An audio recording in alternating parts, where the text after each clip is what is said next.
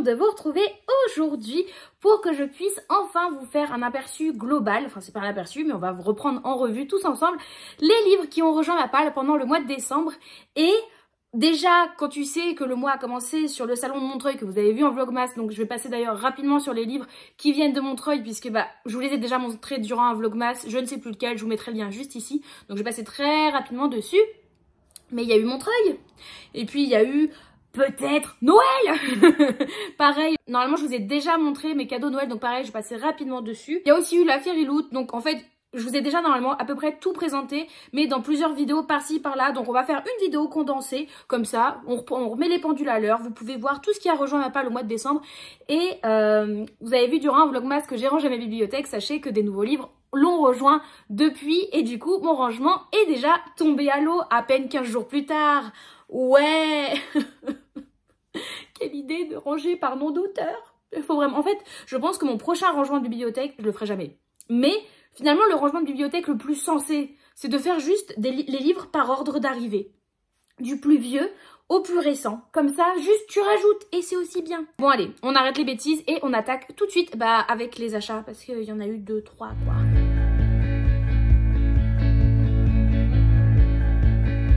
On va donc commencer avec les achats que j'ai fait durant le salon du livre et de la presse jeunesse de Montreuil à Paris qui s'est déroulé le premier week-end de décembre. Donc je vous ai déjà présenté tout ça comme je vous disais, donc on va passer très rapidement. On va commencer par les graphiques, comme ça c'est fait, et ensuite on rentre dans le cœur du sujet on va dire.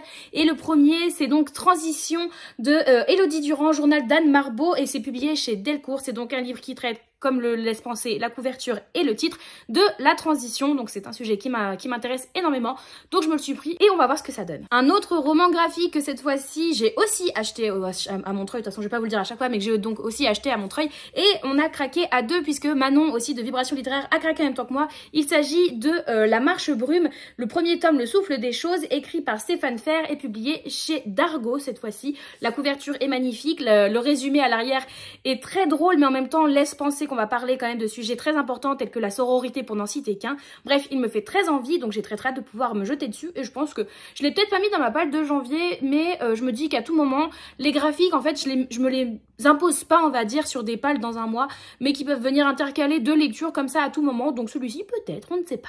On revient sur le stand Delcourt où j'ai craqué pour deux autres ouvrages qui sont dans une même collection que je vous avais aussi montré. Donc le premier, il s'agit de Héloïse et les larmes de givre, et donc aussi du silence et d'ombre. Donc le premier est de Loïc Clément et illustré par Justine Cunha, je ne sais toujours pas comment on prononce son nom. Et le deuxième, donc toujours de Loïc Clément, et cette fois-ci illustré par Sanoé. Donc j'avais pris ces deux-là au stand Delcourt puisqu'ils me tentaient dans une même collection, vous le voyez à la mise en page. Donc on va voir, ça me fait très envie, et c'est tout court. Donc là pour le coup c'est avec des graphiques vraiment qui vont se dévorer, j'ai déjà très hâte. On passe ensuite au roman du coup que je me suis acheté à Montreuil. Le premier, je vais passer rapidement, Mansfield Park de Jane Austen dans cette édition collector publiée chez Hauteville. Voilà, c'était le dernier qui me manquait de cette collection-là de Jane Austen. Voilà, j'ai une nouvelle collection de Jane Austen complète, puisque j'ai déjà les ouvrages, j'ai compté la dernière fois, pas Mansfield Park, parce que Mansfield Park au final, c'est l'ouvrage de Jane Austen qui me plaît le moins, mais donc mon roman préféré de Jane Austen et de tous les temps, qui est donc Orgueil et Préjugés, je l'ai compté, je l'ai en 11 exemplaires. Voilà, je compte aussi les intégrales de Jane Austen, donc pareil, Mansfield Park, je dois l'avoir au moins en 6 exemplaires, du coup, ce qui me semble que j'ai 5 intégrales. Voilà, donc une nouvelle au final, une version de plus, une version de moins, qu'est-ce que c'est? Mais comme ça, je suis contente parce que c'est beau dans ma vitrine, je les ai tous. Ensuite, j'ai craqué sur le stand Big Bang avec Sing Me Forgotten, écrit par Jessica Esselson, que j'ai pu me faire dédicacer. Je vous avais montré ça, j'avais eu la petite carte avec des cartes personnages, et donc une petite dédicace juste ici. J'avais beaucoup aimé le précédent de l'autrice qui était donc Forgery of Roses. Punaise, j'ai galéré. Forgery of Roses, que j'avais bien aimé, vraiment, que je ne pensais pas autant apprécier, et qui avait un petit côté thriller que le résumé ne laissait pas paraître, et finalement était présent et que j'ai trouvé bien tourné. Donc j'ai hâte de voir celui-ci, même si avec un petit peu de recul j'ai cru comprendre que les personnes qui avaient lu les deux avaient un petit peu moins aimé celui-ci. On verra ce que ça donne, il est pas très long, c'est un one shot. On verra, on verra. Pour celui-ci, c'est la faute de l'un ou l'une d'entre vous, je ne sais plus lequel, durant un stream Twitch qu'il l'avait dans sa palle au moment de donner vos devoirs, qu'il l'avait dans sa palle et il nous a tous bien donné envie quand on était en live. Et c'est aussi la faute d'Aurélie de Livrement Ancienne puisqu'elle l'a lu il n'y a pas si longtemps et elle l'a beaucoup aimé. Il s'agit de Rouge, écrit par Pascaline Nolo et publié cette fois-ci chez Gulfstream dans leur collection Électrogène. Je vous montrerai après les autres achats que j'ai fait chez Gulfstream.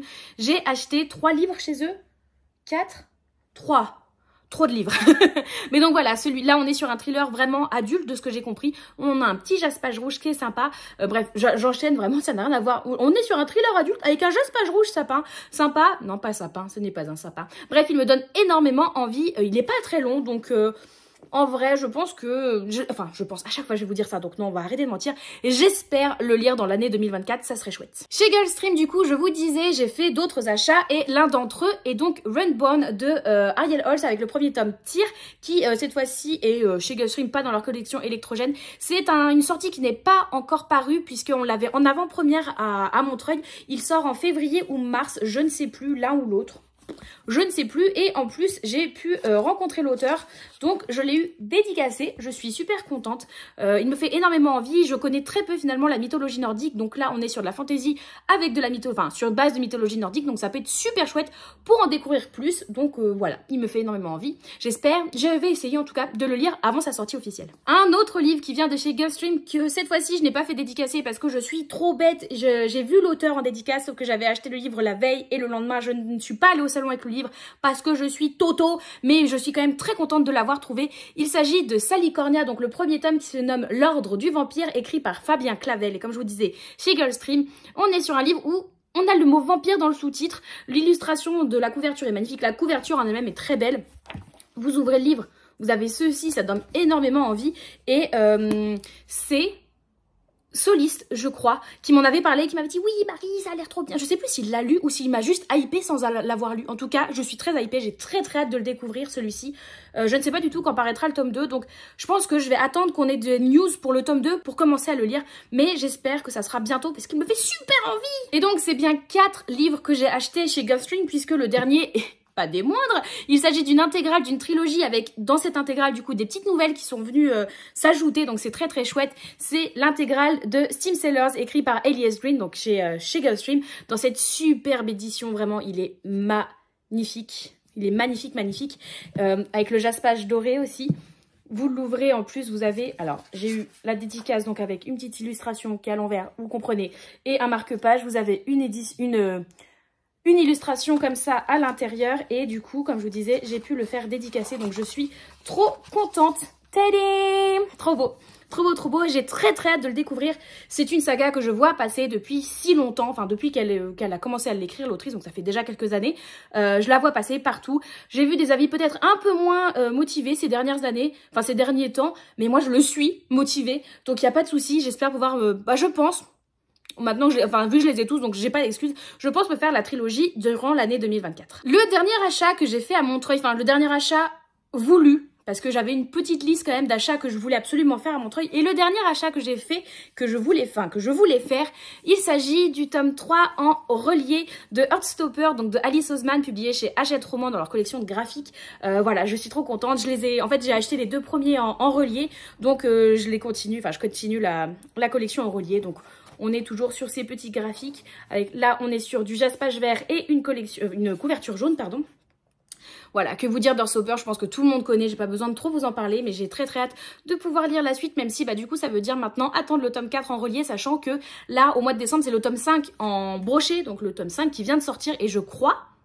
Mais j'ai l'impression que ce n'est plus le cas. Mais il me semble que quand il avait été annoncé, on l'avait annoncé comme étant le dernier de la saga. Mais j'ai l'impression que c'est pas ce qui a l'air d'en ressortir au vu des avis, donc je ne sais pas. En tout cas, moi j'attends déjà le tome 4, mais j'ai déjà ce tome 3 à lire, donc j'ai très hâte, même si ça va se dévorer. Un autre livre de Montreuil qui vient de chez Scrineo cette fois-ci, pour lequel j'ai pu rencontrer l'auteur, et ça a été vraiment, je pense... une des plus belles dédicaces que j'ai faites puisqu'on a pu quand même pas mal discuter avec l'auteur. L'auteur est très sympa, très drôle, vraiment très abordable. Vraiment, ça a été une super dédicace. Il te pitch son livre, en plus c'est super agréable. Et donc il s'agit de Alain Puisségur avec le premier tome du manoir de Castelcas qui se nomme L'automne des aspirants, comme je vous disais, publié chez Scrinéo. Déjà la magnificence du livre, on est d'accord. Et depuis qu'il était sorti, il me faisait fortement envie, vraiment. Et depuis qu'il était sorti, je l'avais gardé dans un coin de ma tête en me disant je vais me l'acheter. Donc là, c'était l'occasion, l'auteur était en dédicace. Je n'ai pas su résister. Donc évidemment, je l'ai pris. Et le tome 2 arrive incessamment sous peu. Je crois qu'on nous en parle à la fin, début 2024. Donc le tome 2 arrive incessamment sous peu. Donc je vais essayer de le lire très vite celui-ci pour pouvoir enchaîner tout de suite. Un achat qui vient de Montreuil cette fois-ci. Et je vais vous vraiment passer très rapidement dessus puisque c'est un livre que j'ai déjà lu. Donc vous allez le voir. Quoique je ne sais pas, je ne pense pas vous faire de vidéo bilan de lecture de décembre vu que vous avez eu les vlogmas, donc ça serait de la redite. Mais du coup, Un cœur pour Noël a rejoint ma palle / ma bibliothèque durant ce mois de décembre, donc de Sophie Jomain, publié chez Ozu. C'était, vous savez, le livre calendrier de l'Avent, donc c'est pour ça que c'est un petit peu bizarre au niveau de la tranche, parce qu'il fallait délier les chapitres jour après jour. Ça a été une lecture sympa. En fait, ça a été une lecture ludique du fait qu'il fallait découvrir un chapitre par jour. Et l'autrice avait quand même cette aisance à nous donner envie, à la fin de chaque chapitre, d'aller vous lire le suivant. Donc ça, c'était chouette puisque ça aurait été dommage d'arriver à la fin d'un chapitre et de se dire « bon, je m'en fous de la suite ». Donc non, là déjà le pari vraiment de tenir en haleine sur tout le mois de décembre, enfin sur 24 jours de décembre, a été réussi de mon côté. Après, l'histoire, pour moi... On sentait que c'était une femme, enfin que c'était une adulte qui écrivait une histoire de jeune adulte, donc qui était un petit peu en décalage au niveau des dialogues, qui faisait pas trop ancré dans le réel, avec des réactions des fois que je trouvais assez proches de l'adolescence pour une personne, pour une héroïne qui avait 18 ans, enfin qui a 18 ans. Bref, il y a plusieurs choses qui m'ont dérangée, mais le fait est que c'est une histoire que je trouvais sympa, que je ne me vois pas relire. Mais ça a été chouette et ça m'aura accompagnée durant tout le mois de décembre, donc c'était mon petit rituel quotidien que j'ai apprécié. Un autre livre qui vient de Montreuil et qui est totalement la faute de Soliste et de Manon, puisque tous les deux l'ont lu en lecture commune au moment d'Halloween et m'en ont trop bien parlé, m'ont dit que c'était génial, qu'ils ont adoré leur lecture, même si la fin était horrible, parce que maintenant il fallait attendre le tome 2. Ils m'ont trop donné envie, donc fin horrible ou pas, je m'en fiche, j'espère le lire avant que le tome 2 sorte. Il s'agit du premier tome des Jumeaux Croche-Morts, écrit par Cassandra O'Donnell et publié chez Flammarion Jeunesse. Je ne vais pas trop vous en parler non plus, celui-ci on l'a vu quand même pas mal tourné. Il est sorti en été 2023, alors qu'on est d'accord qu'au vu du titre, au vu de la couverture, ça fait quand même beaucoup plus Halloween, ou en tout cas automne, donc... il n'y a pas de saison, visiblement. Il n'y a plus de saison à bonne dame pour lire les livres. En tout cas, j'ai très hâte de le découvrir. C'est du jeunesse, c'est chez Flammarion. C'est quand même écrit super gros, donc je pense que ça va se dévorer. Et en plus, il n'est pas très gros. Il fait quoi? Il fait même pas 400 pages, donc je pense qu'il va absolument se dévorer. Donc on va attendre d'avoir plus d'infos sur le tome 2 avant de lire celui-ci, je pense. Ouais... parce que j'ai pas envie d'être dans le même état que les deux zozos, moi. Pour terminer les achats de Montreuil, on va terminer avec des achats qui ne sont pas de Montreuil, mais sur la période de Montreuil. Donc je vous avais montré... Montreuil, c'est la même chose. C'est horrible. Que je vous avais présenté durant le même vlogmas, puisque c'est les achats que j'ai fait au village Charleston, donc qui étaient sur le même week-end, mais qui n'étaient pas au salon à proprement parler. Donc pareil, je vais passer rapidement. Le premier, il s'agit de Comment j'ai tué ton mari, donc écrit par Elé Cosimano, publié chez Charleston, comme je vous disais. C'est donc un petit Cozy Mystery publié chez Charleston. Charleston, c'est pas pour moi la maison d'édition à laquelle je pense en premier quand on me parle de Cozy Mystery. Donc j'ai hâte de voir ce que ça fait, parce qu'en général, Charleston, j'aime beaucoup ce qu'il publie. Donc en plus, avec du Cozy Mystery que j'aime bien, je suis très curieuse de voir ce que ça peut donner. C'est Émilie de la bibliothèque d'Emilia qui en avait beaucoup parlé, puisque visiblement elle l'avait pas mal vu passer en VO avant même qu'il soit annoncé en VF, et elle était déjà hypée avant même sa sortie en VF. Donc écoutez, elle m'a hypée aussi. Je sais pas quand je vais le lire celui-ci, il n'y a pas de date, mais je l'ai, donc comme ça je sais que quand je voudrais me jeter dessus, il est là. Le même jour, au même endroit, je les ai payés à la même heure, donc on va dire à la même heure. Je me suis aussi pris un Cottage pour deux, écrit par Josie Silver, publié chez Charleston toujours. Celui-ci, je me dis que pour février, il peut être pas mal, quand on est sur la fin d'hiver. Ça peut être pas mal. Je sais pas, pour moi c'est un livre de février. C'est un livre d'hiver en vrai. Mais voilà, j'ai peut-être envie de lire ça en février. Donc je pense que je vous en reparlerai très vite, puisque celui-ci ira dans ma palle pour le mois prochain. C'est quasi sûr. Et enfin, le dernier livre que je me suis acheté au village Charleston, il s'agit de Petit meurtre à Endgame, écrit par Alexandra Benedict, que Manon aussi a acheté, tout en pensant qu'elle avait acheté le dernier de l'autrice. Donc celui-ci, c'est celui qui est paru en 2022, donc le Noël dernier, enfin pas l'avant.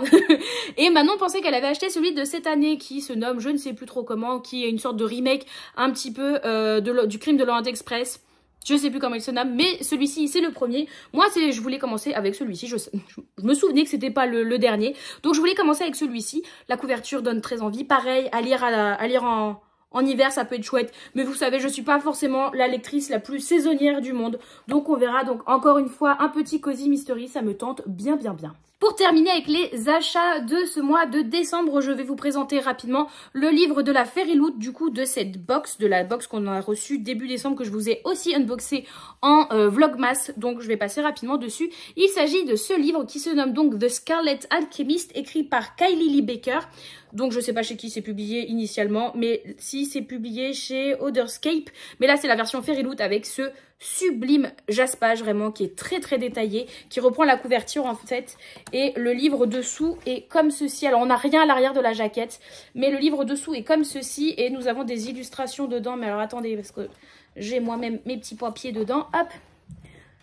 C'est très très beau, c'est magnifiquement beau. Donc on est, vous l'avez compris, dans un livre d'inspiration asiatique, pardon. J'ai hâte de le découvrir. Comme tous les livres de la Fairy Loot, je vais le lire en lecture commune sur le mois suivant, donc ici pour le mois de janvier. D'ailleurs, j'ai oublié de vous le présenter dans ma palle du mois de janvier. C'est après que c'est une fois que j'ai fini le montage que je me suis dit mince, j'ai oublié de vous le dire. Et ben je vous le dis maintenant, mais celui-ci, bien évidemment, il sera lu en janvier, du moins, je l'espère, il est dans ma palle en tout cas. Ça sera la lecture commune avec le Discord Retelling. Pareil, en chaque fois qu'on fait sur une semaine. Pour l'instant, on n'a pas encore le découpage. Je suis allée regarder tout à l'heure, j'ai pas vu le découpage, mais il est pas très long, donc j'imagine qu'on va être encore sur à peu près une notion de 40-50 pages par jour sur une semaine. Ça fait un rythme quand même un petit peu dense, surtout que c'est en anglais, comme vous le savez, je vous le répète à chaque fois, mais je suis très lente à lire en anglais. J'ai pas trop de problèmes de compréhension, c'est vraiment plutôt la vitesse pour moi qui est une difficulté, donc 40-50 pages par jour, pour moi, c'est pas négligeable. Mais c'est un petit challenge comme ça, une fois par mois. Ça fait du bien. Il me fait super envie celui-ci. On va passer maintenant aux services de presse que j'ai reçus sur ce mois-ci, qui sont très courts, qui sont au nombre de 1.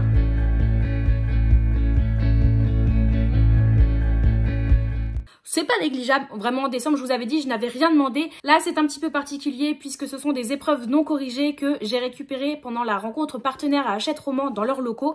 Donc c'est une parution qui sera fin janvier. Je vous l'ai présenté pour ma palle du mois de janvier puisque j'aimerais le lire pour vous le chroniquer pour sa sortie. Normalement on devrait le recevoir d'ailleurs au mois de janvier vraiment dans son format définitif. Là c'est comme je vous disais les épreuves non corrigées avec la couverture non définitive, le format non définitif, mais il me fait trop envie. Il s'agit des fleurs les plus dangereuses, non pas d'épines, écrit par Lydie Tabarin, publié chez Hachette Roman, comme je vous le disais.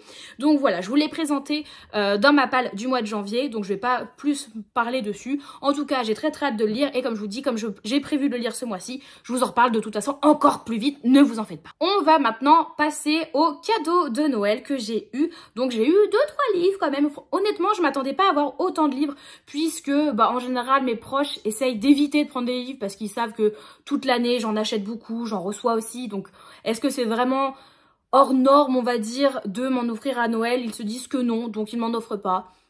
J'ai pas d'avis là-dessus, ils m'offrent d'autres choses, donc j'ai clairement pas à me plaindre. Vous avez pu voir que j'ai été très gâtée cette année, donc j'ai clairement pas à me plaindre. Mais j'en ai quand même eu 2-3, que ça soit de mes proches, mais aussi de vous. Donc merci beaucoup, et on va attaquer tout de suite.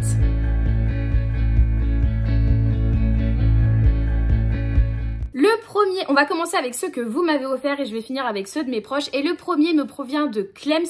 Il s'agit du premier tome de Vampire Academy écrit par Richelle Mead et publié ici chez Big Bang. On en avait parlé, je ne sais plus pour quelle occasion. Déjà, je vous en avais parlé quand je vous avais fait l'unboxing de la Fairy Loot de ce mois-ci, où justement on avait eu une lanière avec un porte-carte Vampire Academy et je disais ah bah non mais je connais de nom mais j'ai jamais découvert et pourtant je suis très fan des vampires donc c'est pour ça que ça n'a aucun sens. Et je disais non bah j'ai jamais découvert et Clems visiblement c'est pas tombé dans l'oreille d'une sourde me l'a pris pour Noël, donc merci beaucoup à toi. C'est un tout petit bouquin, il fait quoi? Il fait un tout petit peu plus de 300 pages, non il fait 360 pages. Bon il fait 360 pages mais c'est du poche, ça devrait se dire très vite et ça veut dire commencer une nouvelle saga. Merci, pas merci, Clems, au final. De la part de Kirika, qui d'ailleurs m'a fait un petit peu rire, Kirika, puisqu'elle m'a envoyé un message en mode « Marie, est-ce que tu peux faire en sorte que on puisse rajouter dans ta wishlist des livres qui n'y sont pas, comme ça on peut t'offrir d'autres choses que toi, enfin auxquelles toi tu n'aurais pas pensé ou que tu connaîtrais pas ?» J'étais en mode « Bah je sais pas comment faire. Attends, je t'explique. » Elle m'a fait des impressions d'écran en disant « Voilà, tu fais comme si, tu cliques là, nanani, nanana. » D'accord, ok. Je l'ai fait, c'est bon, je lui ai dit « Après c'est bon, c'est fait. » Elle me fait « D'accord, t'as un colis qui arrive dans 3 jours. » D'accord. Aucun moyen de savoir ce qu'elle m'avait offert. Et finalement, j'ai reçu celui-ci, donc The Sword of Kaigen, écrit par M.L. Wang, donc c'est de l'auto-édition et c'est en anglais. Alors Kirika lit beaucoup en anglais, donc, et elle sait que j'ai repris un bon rythme en anglais avec les livres de la Fairyloot avec minimum un livre par mois.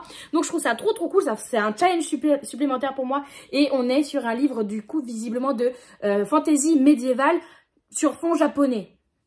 J'ai trop envie de découvrir et Kirika m'en a reparlé en me disant j'espère que ça te fait pas peur la bricasse, ne t'inquiète pas. Même si je mets plus de temps à le lire, ce n'est pas un problème vraiment, ce n'est pas un souci. En tout cas, je te fais confiance et j'ai vu un petit peu quelques avis aussi sur les différents réseaux qui étaient des très bons avis sur le bouquin. Donc j'ai hâte de les découvrir et de pouvoir vous en reparler très vite. Et enfin, le dernier cadeau de votre part, celui-ci me provient de Émilie de la bibliothèque d'Emilia. Merci beaucoup à toi et je n'ai pas été surprise de voir le livre qu'elle avait choisi dans ma wishlist puisque c'est totalement son genre. Il s'agit de celui-ci, donc Recherche gentleman fortuné, guide à l'usage des jeunes filles, écrit par Sophie Irwin, publié chez Calman Levy. C'est beaucoup trop long, il y a trop de mots, c'est insupportable. En tout cas, on est ici, on nous dit vous êtes conviés à la saison des bals londoniens, on est en 1818 dans le comté de Dorset.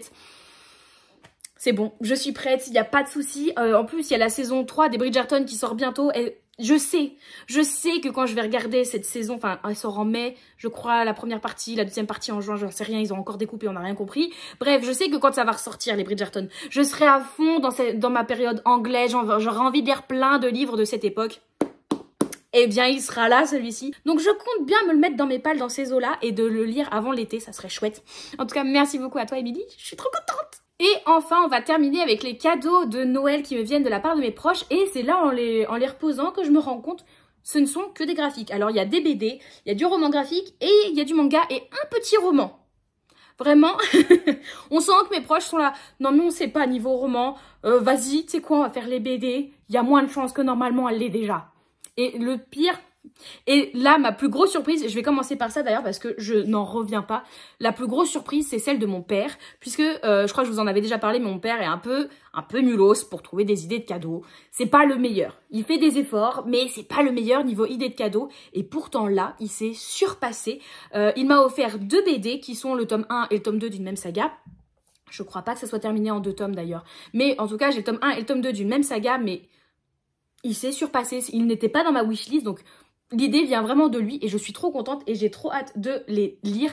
Il s'agit du tome 1 de la BD Hellfest qui se nomme ici Metal Vortex et donc du tome 2 ici Metal Love.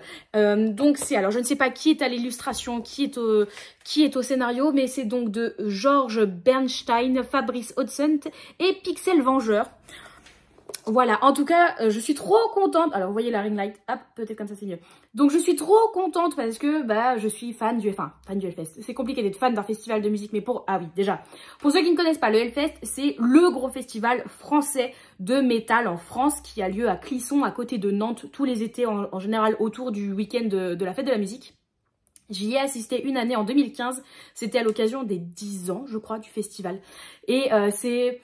un de mes meilleurs souvenirs dans ma vie, vraiment, je l'ai fait en plus avec ma meilleure amie, ça a été 4 jours à fond les ballons, à écouter du métal, à fond la caisse, à camper sur place avec des souvenirs. On est revenu des souvenirs plein la tête, vraiment c'était génial. Il y a eu aussi son petit lot de déconvenus, un petit accrochage de ma part puisque j'étais au volant pour revenir et j'ai peut-être embouti la voiture de devant à un moment et j'ai peut-être menti à ma mère sur ça parce que c'était sa voiture pendant plus de 10 ans. Peut-être. Mais ça fait des souvenirs et au final, vraiment, c'était pas grand-chose, ne vous en faites pas. Mais vraiment, je suis trop contente, donc j'ai très hâte de pouvoir les lire. Ça va me rappeler des souvenirs et je pense que je vais les prêter à ma meilleure amie après aussi, parce qu'elle aussi, je pense que ça pourrait lui faire plaisir.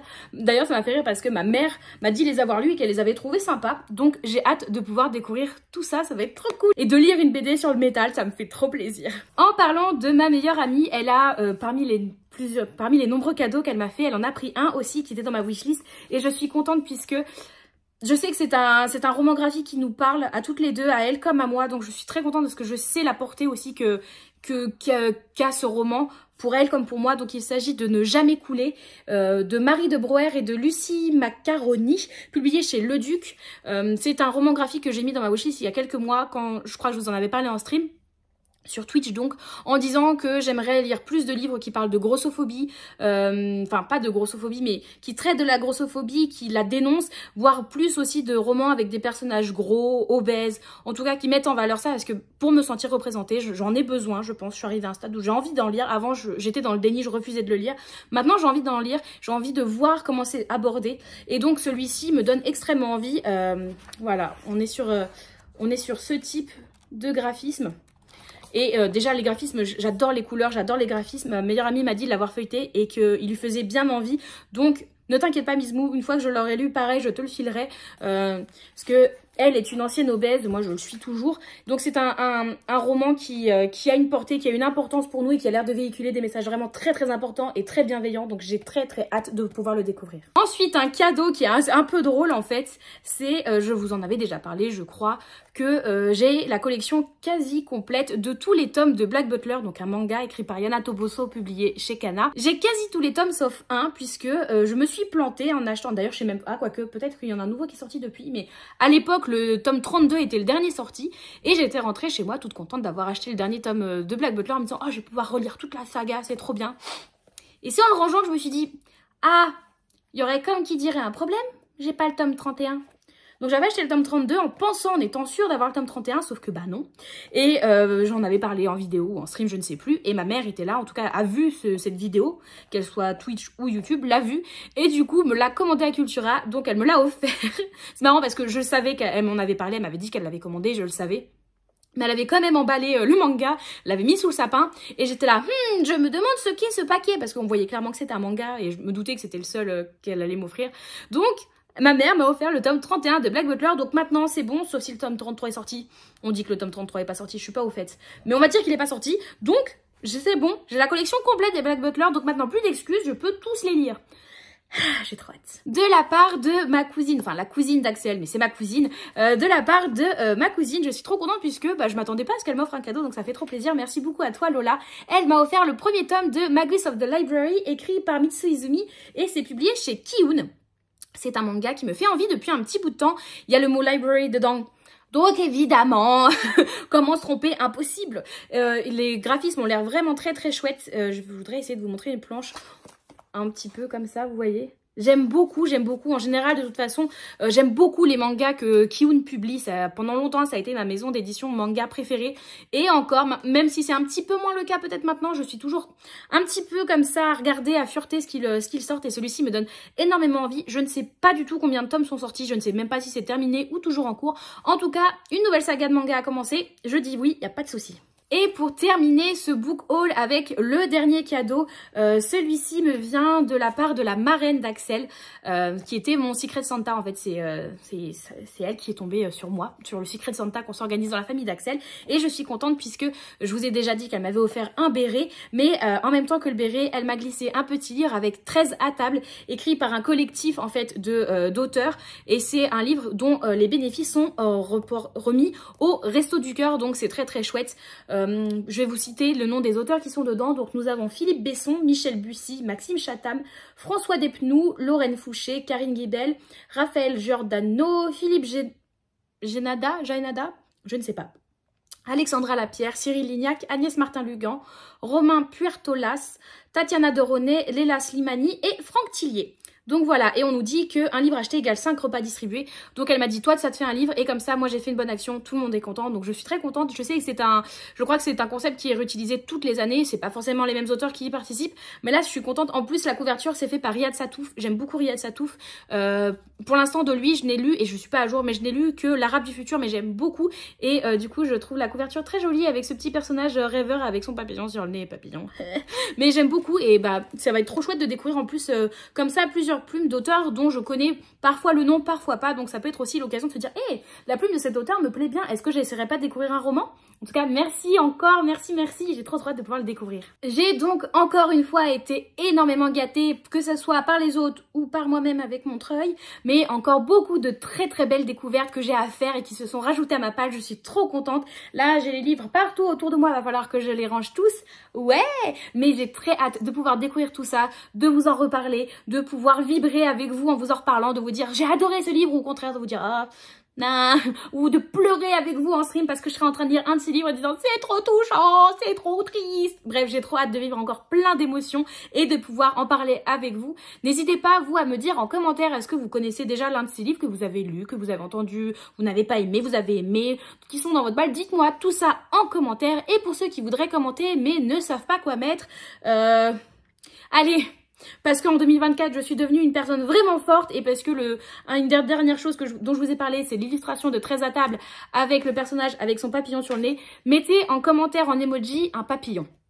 Je suis phobique des papillons, mais je saurais passer au-dessus de ça, je serai très forte. Faites-moi confiance, je peux le faire. Donc je vous attends en commentaire en mettant des papillons partout. Ouais, ça va être bien. N'hésitez pas à liker, commenter, vous abonner. Et si vous êtes vraiment sympa, à partager la vidéo. Le soutien est énorme sur un partage. Je pense que vous ne vous rendez pas compte aussi que chaque like vraiment nous aide, nous, créateurs de contenu, à vraiment mettre en avant notre vidéo. Alors que YouTube est du style pas très gentil en se disant cette vidéo n'intéresse pas, que ça soit même avec moins de likes. Eh bien je vais la mettre de côté. Donc vraiment, je vois le nombre de personnes qui regardent mes vidéos et le nombre de personnes qui les like. Alors si toi, là en ce moment, tu es en train de regarder la vidéo sur ta télé, tu te dis ah mais non, je peux pas liker, je suis sur ma télé. Tu mets en pause, tu prends ton téléphone, tu mets le petit pouce en l'air. Tu mets le petit pouce en l'air. C'est bon, tu peux mettre play. Ah mais attends, si t'as mis pause, tu m'as plus entendu après. C'est pas comme ça qu'il faut faire. S'il te plaît, mets un petit pouce en l'air. En attendant une prochaine vidéo, vous pouvez me retrouver de façon quasi quotidienne, que ça soit sur Twitch, sur Insta, mais aussi sur Discord. La lecture commune du mois de janvier, donc qui est Rose éternelle de Ophélie Duchemin, a commencé. Venez, on en parle tous ensemble et on avance au fur et à mesure du mois sur celle-ci. Et il faut aussi que je termine Nevernight. À l'heure actuelle, j'ai toujours pas terminé, donc ça serait bien. J'espère que d'ici que cette vidéo sorte, je l'aurai terminée. Allez, sur ce, en attendant une prochaine vidéo, je vous souhaite à tous de très belles lectures et à une toute prochaine. Bye bye!